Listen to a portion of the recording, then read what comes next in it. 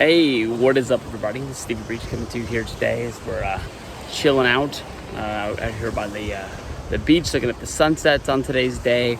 And I was just thinking, basically, when I went on this trip the last few years on these sort of nighttime walks on the beach, checking out the sunset, looking at the ocean and stuff like that, I normally made a lot of videos about wrestling, about what was the biggest story of the day, whether if it was talking about something that was going to happen for SummerSlam or WrestleMania, dream matches, just basically like wrestling news.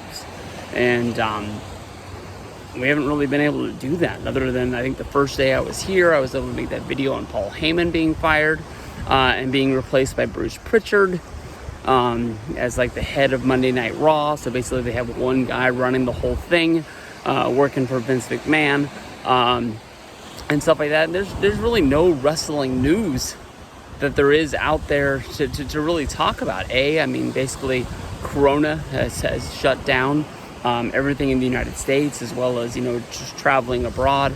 I was making jokes earlier when this first was starting, before I really knew what the hell was going on, was would WWE start running shows in Saudi Arabia or maybe Australia or something like that to basically get some income coming in, thinking that maybe other countries and other places of the world had different rules about social distancing and places like that. But it seems like the whole world is basically shut down, and other than renting Dana White's Fight Island, which is not really out of this world to think of. Basically, Dana White and Vince McMahon in the past, they've basically had yearly meetings to make sure that they're not planning pay-per-views or big shows on the same dates. They go over calendars.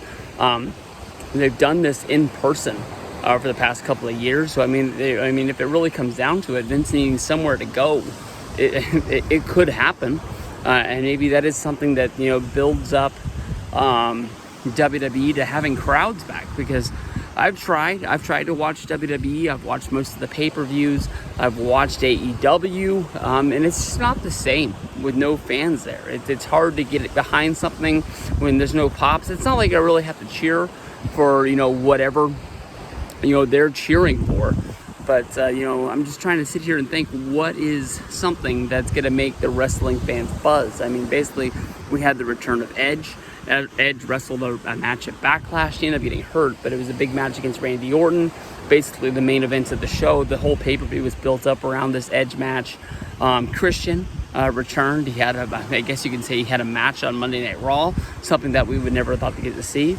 Is it a return? I mean, is Stone Cold Steve Austin basically saying that he's going to wrestle a match, going to make us care about wrestling more in 2020 as this world turns? Honestly, when it comes down to it, I don't think Stone Cold Steve Austin is ever going to return. When it comes to somebody returning and getting back into the ring, there was that story about Hulk Hogan winning the Andre the Giant Memorial Battle Royal, if you want to believe that, at WrestleMania 36. I think that honestly, other than one of those guys wrestling, CM Punk probably has a better chance of returning, and I think that's pretty much a long shot, even if it's just a one-off. No Raws, no SmackDowns, just announce a match. I'll show up for the pay-per-view, get Triple H and Vince to stay the fuck out of it. Just let me and the guy that decide that I'm going to wrestle go out there and have a match, and that's it. I think that's something that honestly could happen if Vince knows that he needs something for a SummerSlam or for a WrestleMania. Because at this point, I think WWE slaps their name on a ticket. Yeah, people will buy it. And they'll go to a show.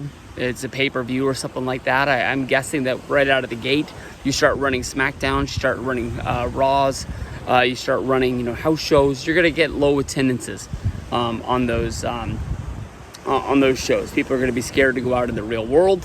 Your real wrestling fans will be there, but honestly, your real wrestling fans are gonna fill up 25% of most major arenas that they're going to run for those shows. You're going to be looking at basically going back to the 92s and 93s of WWF. Basically, I don't know, they were running some high school gyms, but they weren't running all high school gyms. Very small arenas, possibly like Stockton, where we go see house shows, is going to host a Monday Night Raw or something like that, honestly, in my opinion.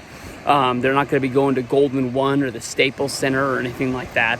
other than just wanting to use the name and black out a major part of it. So they're going to need something big to pull people in, and I'm not quite sure what that is. And they're going to need it. They're going to need it in a hurry. So basically, what are you guys thinking? What is going to make you care about wrestling in 2020 these days?